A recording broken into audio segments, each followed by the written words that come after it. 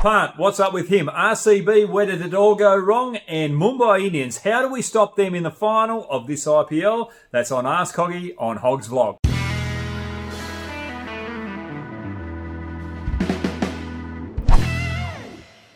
Okay, let's go to the first question. There's 10 questions. I've got to have short answers. Okay, Divit Patel.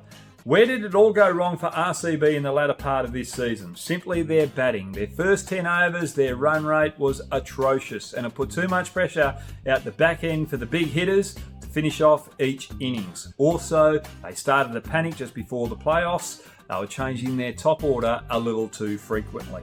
So, that's my answer for RCB. Question 2. Your views on Rishabh Pant's series of failures this season. This is from Davanish Shishodia.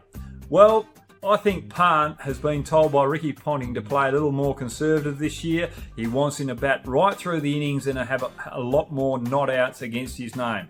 Well, this guy's a maverick. He is an entertainer. He goes out there and he dominates bowling attacks. You can't hold him back. Look at the last couple of series. He's had strike rates of over 150. He's taken the game away from opposition players.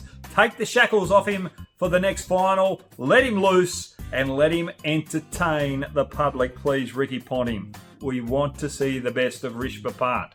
Okay, question 3. This is from Tanmoy Chakraborty. Did Chennai make a mistake by not playing a replacement for Suresh Raina? No, they had plenty of options. Their senior players needed to stand up. Duplessis, Watson and Raidu did. Jadav didn't. And look, Garka World, he took his opportunity and he showed the senior players how to do it when he came in the final stages. So MS Stoney could have done a little bit better with the bat as well. No, you can't just blame it on that one thing. How is T. Natarajan able to execute Yorkers so frequently and so accurately? This is from Sanjay Mishra. Practice, practice, practice. Simple as that. And practice under pressure. The other thing with Natarajan is that he is getting more opportunities this year. Boovy's not there. He's had to take the responsibility in the death overs. And he's taken it with open arms. He's kept his composure. He knows that his spot is not in jeopardy if he has a bad game. So having all that pressure off him allows him to go and execute with a little bit more freedom. It's amazing having someone like Boovy in your team and knowing that bowling spots are limited. That little extra pressure just puts you off slightly where you don't execute balls such as Yorkers as well as you know you can. So it's great to see him getting the responsibility and taking the opportunity. Hopefully he does what he's been doing in the next 2 games if they get to the final, because they rely on him heavily, Sunrisers Hyderabad. Right, next question. Muhammad Fazail Ahmed. Would India need a rest spinner like Chahal for the Australian series? Yes, I think they should have a leg spinner in their squad for this Australian series, because you want a player that can turn the ball both ways and turn it a little bit more prodigiously. Try to get that word out, got it out, than an off spinner. With the off spinners, you've got Ashwin there with a little bit of extra height. He didn't play the whole series last time, but he's the one that's got to stand up. If he has a poor first test, bring in the leg spinner. So take Chahal or another leg spinner with you. Add someone to that squad, please. You need it here in Australia. Okay, next question. What can stop Mumbai from lifting the 5th IPL trophy this year? This is from Atal Baral. Atal, thanks for joining me again. It's quite simple. Mumbai, if you look at their batting, yes, they get away to a great start. They're probably the second best in the first 10 overs of run rate in the competition. But it's the final 10 overs where they take the game away. They've got a run rate of over 10 and over in the final 10 overs, and that's because they've got the big hitting of the Pandya brothers, as well as Pollard, and you've got Surya Kumar and Ishan Kishan doing a good job at the start of that final phase of an innings.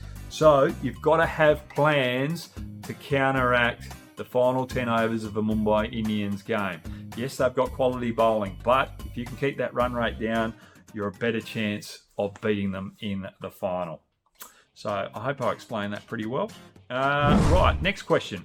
Why haven't the Australians been able to make a mark or an impact in the UAE this season? This is from Bipul Kumar Das.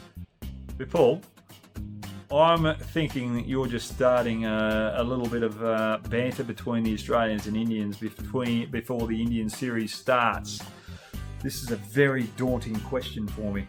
Look, quite frankly, I think some of the guys have been in the bio bubble for a little bit too long, and they're not coping that well. They've been away from home, and I think that's playing on their back of their minds.